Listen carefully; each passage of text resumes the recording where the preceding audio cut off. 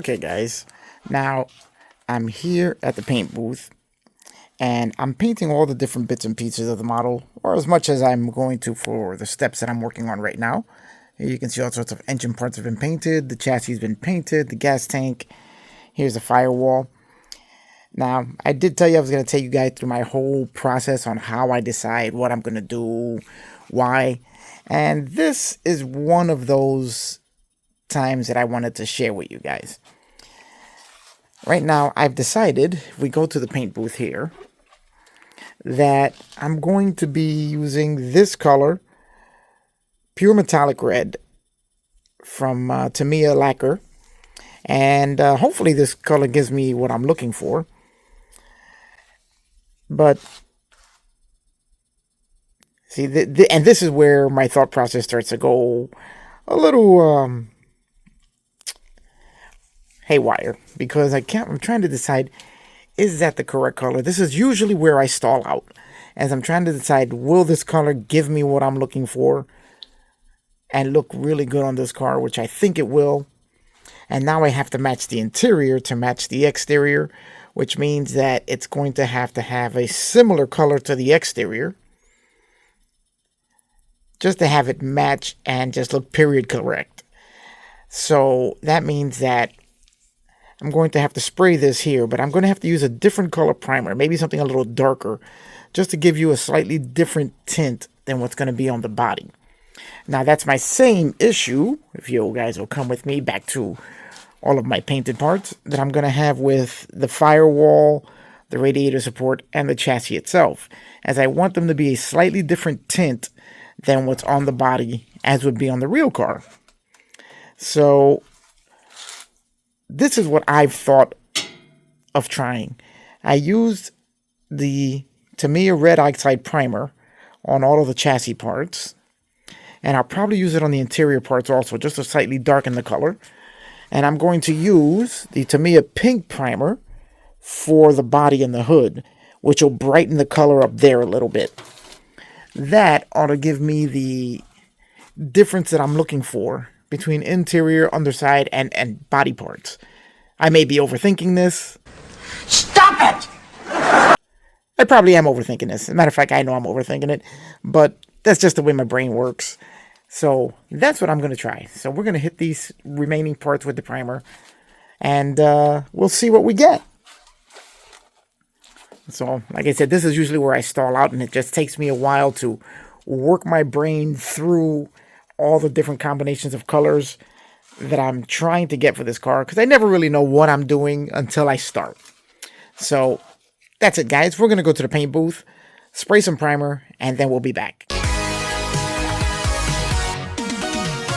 From plastic sprue, a vision starts to gleam. Lost in the styrene haze, awakened dream.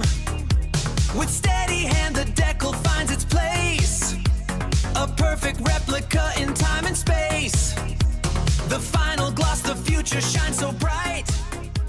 The future shines so bright. Alright, guys, I've painted the engine block with MCW Model Car World Pontiac Engine Blue. Came out really nice. Did a little pre-shading on it. I painted the engine block black first using Mr. Finishing Surfacer 1500 from Mr. Hobby, and then sprayed the Pontiac blue and just went heavy on the larger areas, a little lighter on the edges, just to show a little bit of wear on it. And I think it gave me a pretty good effect with the shadows in the engine block, just bringing out some of the detail. That's going to work really great, right along with a little bit of panel lining that I'm going to do later on.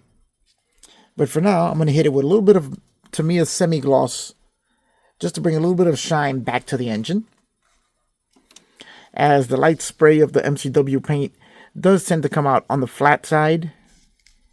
So I just want to put a little bit of a shine on it. So we're going to go with a little bit of Tamiya semi-gloss TS79 on that.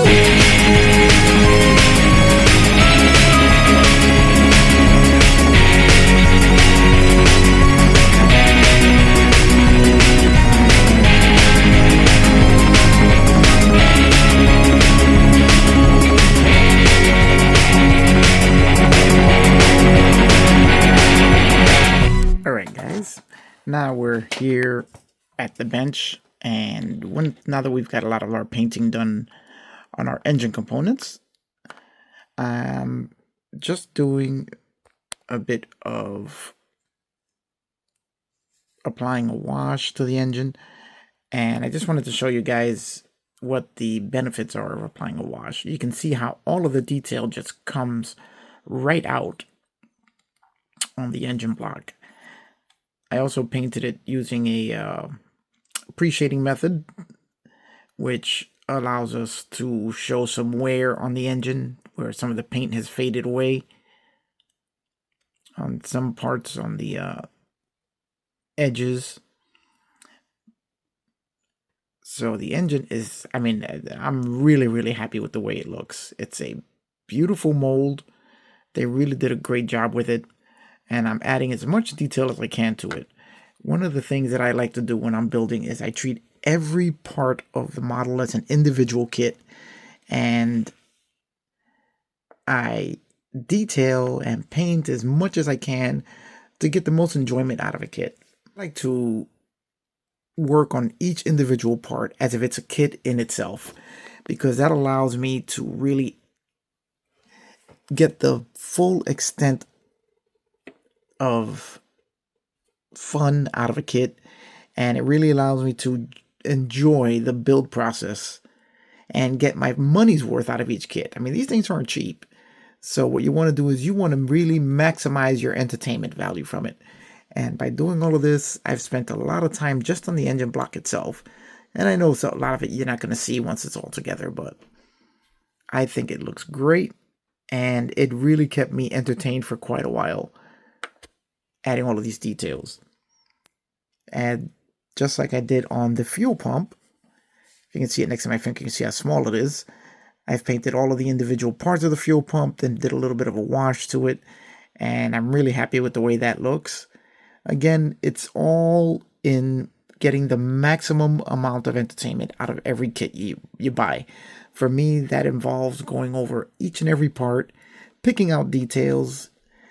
Doesn't matter whether you'll see them or not. But I had a lot of fun painting this one little part, just like I had a lot of fun painting the engine. So to me, that's just all part of the build process and part of really maximizing the enjoyment you get out of each build. Alright guys, I just want to talk to you about some of the assembly here. And one of the reasons why I have a real issue with the instructions on these Moebius kits, which I found on the Batman build and now I'm finding here too. The fuel pump, which has a small notch in it here, goes mounted right here to this notch on the front timing cover. And then the strap with the bolt that holds what I'm guessing is a fuel filter sits right about there. Now the instructions only show you the block from one angle throughout the entire build process. So you're not really sure where the fuel pump is supposed to go. So I did a little research, and in fitting and looking at the part, I managed to figure out that this little square right here, this notch right here, is for that notch on the fuel pump right there. But the instructions really aren't clear. I'll put them up right here so you guys can see that. And I guess it's just a thing with Moebius that all of their instructions show the parts only from one angle throughout the entire build. Not really a great idea. Alright guys, here's just another example of how I like to treat each part of the kit as an individual kit itself. We have our starter here, if I can get the paint bottle open. And what I do is I research what the part actually looks like.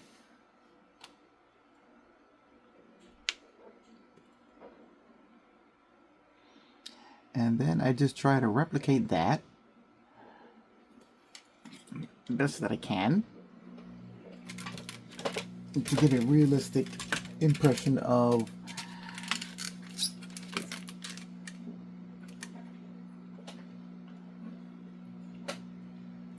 of the part itself, whether it be by fabrication or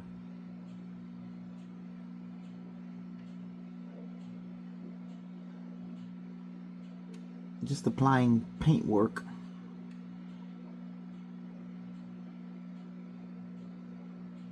To the part.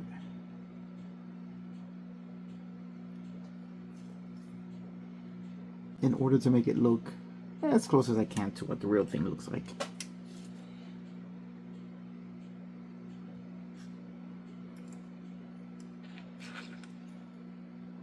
And that's just part of the fun to me, to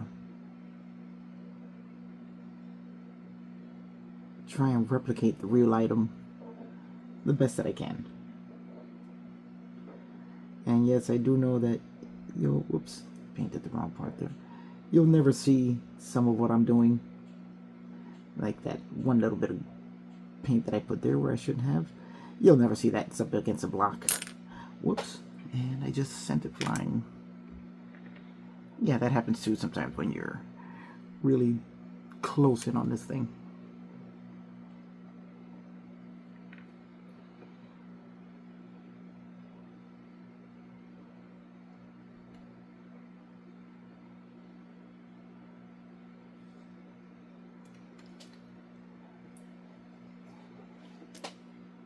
And there we go. I'm gonna need to do a little bit of touch up here and there. That's basically what I wanted. Again, it's such a tiny little detail that no one else will ever notice. You only get the satisfaction of knowing that you did it, even if no one else will ever see it.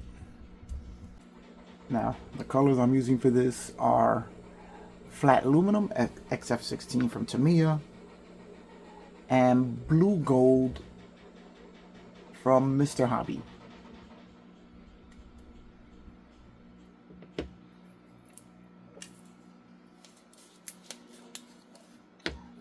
And does this slow down the build? Oh yes, quite a bit.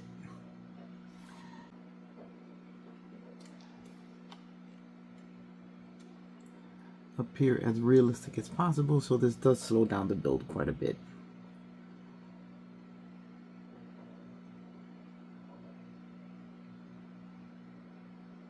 And if I don't do it, then my head, all I'm seeing is, well, what if I had done this, or what if I had done that?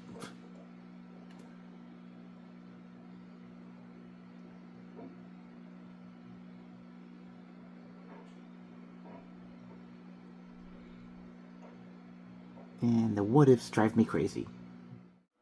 Now I did find Vallejo bloody red, and there is a oil filter that I found that is red in color, so I figured let me just try that. See how this works. Coverage is a little thin, so it's probably gonna need a couple coats. Honestly, I don't think anybody would ever even notice that because it would just look like a dirty oil filter. But I'm going to try giving it one more coat once this dries a bit. Like I said, building this way does really slow you down. But I think that all of the extra added details are worth it.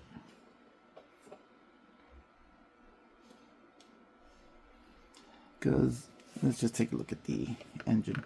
When you see that starter sitting there with the extra added paint, just looks a lot more interesting than if it was just an all black starter just sitting there. I mean, to me it does anyway. So we're going to let those sit and dry, and we're going to move on to our next part.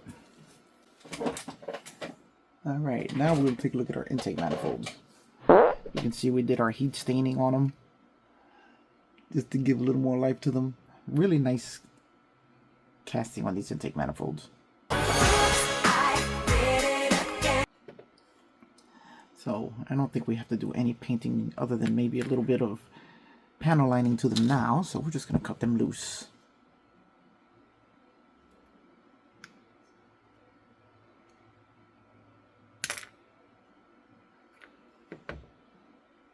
And we'll do a little dry fitting here. just to see what, so we know what to expect.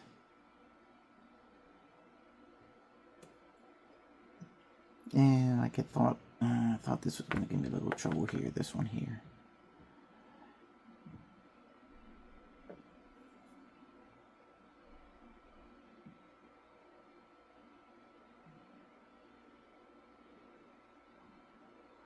This is where it was attached to the sprue. So we just have to clean that up a little bit, and we have excellent mounting for that manifold. We'll put that to the side, and now we'll just clip these off. And this is the issue. You guys see here where the sprue is attached to the mounting pin there, and that's what's causing our little bit of a fitment issue on the last one. So if we cut it really close now, we'll see if that'll resolve that on this manifold.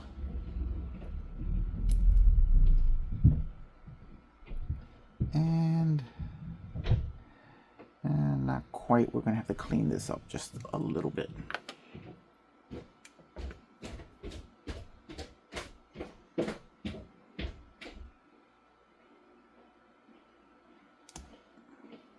Okay guys, in my never-ending quest to add more details where none are really needed, I've got my decal sheet from the Jaguar XKE from Revell,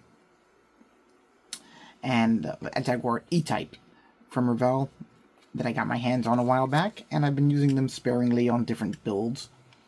And I found a really nice one that will serve as pretty much like a warning label or something here to go on the generator. I thought that would make a really nice added little bit of detail there to liven up that black housing that doesn't, you know, pretty much doesn't do a thing for me. And then from my Gundam stickers, if you guys saw my build of the what was it? Oh, the Bandai Cosmo Python Fighter.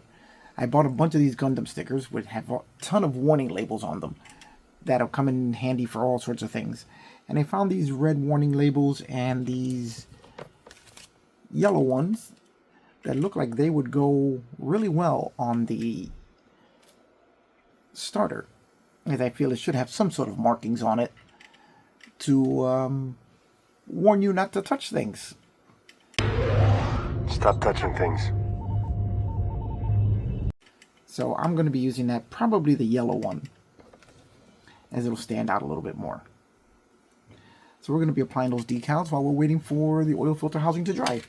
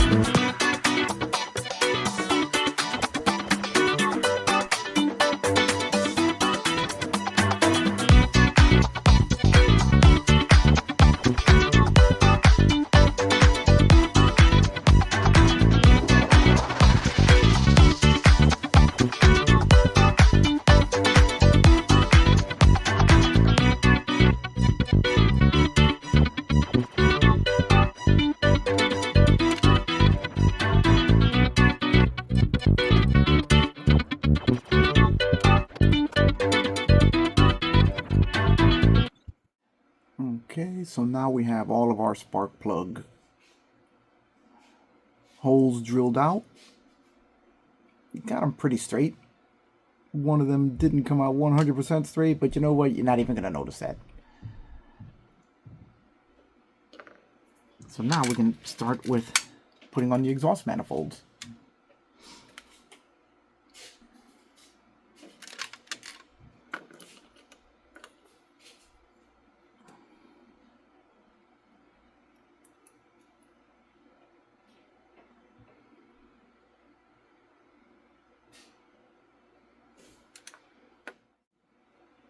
Now it is a very positive mount for that manifold. It just kind of fits exactly where it's supposed to, which is fantastic.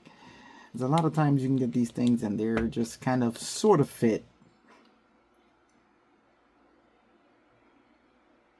Let's right there. And a little bit right there. Just to speed up this drying so that we make sure we don't do any harm to its position.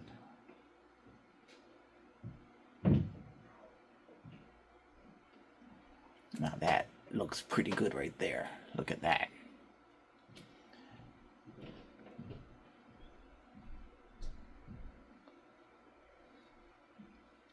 Now we're going to give the oil filter housing a little bit more time to dry. And then we'll install that and do our last manifold. Okay guys, we're putting the valve covers on the engine now. And I just wanted to point out one other thing that the instructions really don't make very clear. The valve covers are keyed to each side. So there is a left and a right valve cover. And they are keyed by that one little tab that you see on the back of the cylinder head. That tab slots in between these two tabs here on the valve cover, and that's going to slot right in there. And on the left side and the right side, they are different. Not to mention that where the breathers are located, this one here on the center of the valve cover, and this one here on the front. If you try and put this one here, it's going to run right into the generator, so that's not going to work. So you just have to be aware of that as you're putting it together, that there is a left and a right. Parts 109 and 108. I'll put the instructions right up here so you guys can see exactly what I'm talking about. Okay guys, while assembling the engine, I found one more little problem with this kit. Say what?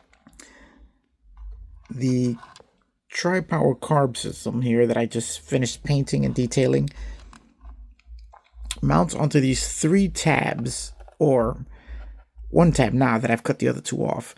Now the tabs get taller as it goes forward because they're supposed to slot into these, I don't know if you guys can see it, 3 tiny little slots on the bottom of the carbs. And the carbs themselves go from smaller to taller, if you can see that there. And the corresponding shorter tab goes at the end here, then the medium-sized tab in the middle, and then the tallest tab toward the front of the carbs, as that's where the tallest carb is. Now, the problem is that these tabs were molded too large to fit in the bottom of the tri-power system. So what I did was I tried to open up the holes, and I got the rear tab, which is the shortest one, to fit. The other 2 I couldn't without risk of damaging the carbs. So what I did, I just snipped them off. And now our carburetors will, if I can do this with one hand, sit flush with the block the way that they're supposed to. Which I can't do right now with one hand. I'm just shooting this impromptu video just to show you guys, if you build this kit, you're going to run into this. Unless it was just mine that didn't have the holes opened up all the way, but it's probably going to be a common thing with this kit. Alright, I'm going back to building.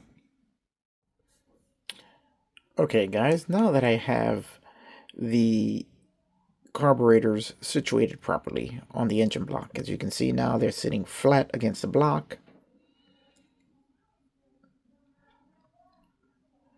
Straight across the center. Now we see what the next problem is, which is the fuel line. As the little tab that's supposed to be inserted into the fuel rail here, you can see that little hole there. It's just a little too long and a little too far over. So what I'm going to do is simply remove the tab at the end there that's also inserted. That way I can just glue the rail directly, the fuel line directly to the rail here. Right there. It'll be just above where it's supposed to go, as now the fuel line is too tall and won't go into the small opening there that's molded for it. So we're going to have to do that, and hopefully you won't notice that little opening there. So hopefully this works and we can line up the fuel rail properly to the hose. Cross your fingers and let's hope this works.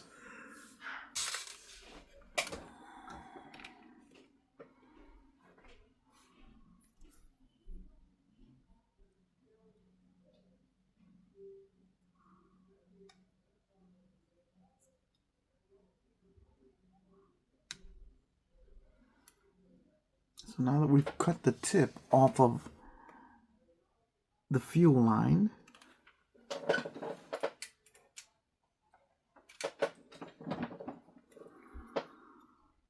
we're now just going to glue the fuel line here, and hopefully that'll give us the look that we're going for. As you can see, the problem is that the rail, instead of coming straight across, kind of bows outward. And that, I think that it should be straight across this way here to meet up with the fuel line. Now I wish I had noticed that before, which is why trial fitting is very important, as I would have just cut this rail off and bent my own. But since it's already painted, it's already on the block, we're just going to make it work. And I think we're going to do it this way. So what we need now is a little bit of super glue. And we're just going to put a drop of super glue right there.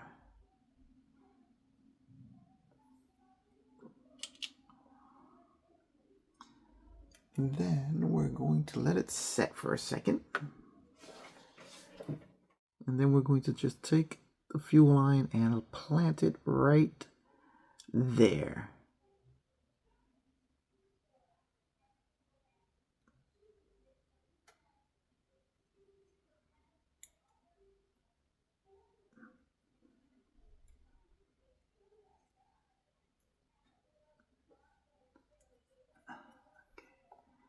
That's going to be a little trickier than I thought.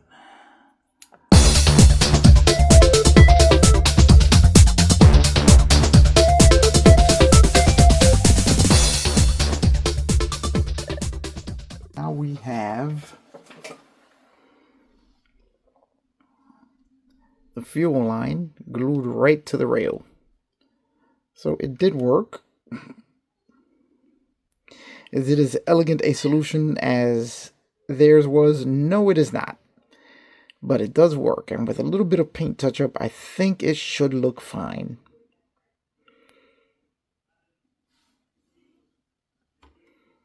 So we're on our way to getting this engine finished. Alright guys, so there we have it. We've assembled our engine completely. Well, not completely. The next step is to wire up our distributor. We already have it installed. I'll show you a little more about that on the next episode. But we're going to be wiring it up. We already have our holes drilled, and we're ready to almost get this engine done. And then we're going to put the air cleaner on top, and we'll be finished. Oh, and also forgot the breather caps. So then we'll be done with the engine, and we'll move on to the next phase of this build, which is going to be the interior, which is going to be really interesting because it's got a two-tone interior, and I'm not really sure what I'm going to do with it yet. I'm still thinking about that, molding over colors, see what I want to do, but something to complement the exterior, which is going to be that gorgeous red that I got from Tamiya. So I'm going to end it here. Guys, if you like how this is going, let me know in the comments. It's a really cool kit. There are some slight fitment issues, but very slight, easy to overcome, And so far, I'm loving this build. Will I love it at the end of the build? That I don't know. As I said before, this is my first Moebius car build, and I'm running into similar situations and similar issues that I had with their other kit, the Batman Batpod, which is another build which I completely loved, but there were some serious issues with that kit, mostly centering around the instructions. So I'm gonna go now. Join me for the next episode when we're gonna start with the next phase, which is the interior of the car, because we kind of have to do that next because the interior is built on the chassis. So it's a whole thing. We'll cover it when we get there. So I'll see you guys on the next one. Remember, like, subscribe, give a thumbs up. That really spreads the word of the channel. We're growing, little by little, but we are growing. And it's great to have you guys with me and helping me on this model building journey. I hope you enjoy what I'm doing and you'll continue to follow. So give a thumbs up. It really helps. And I'll see you guys on the next one.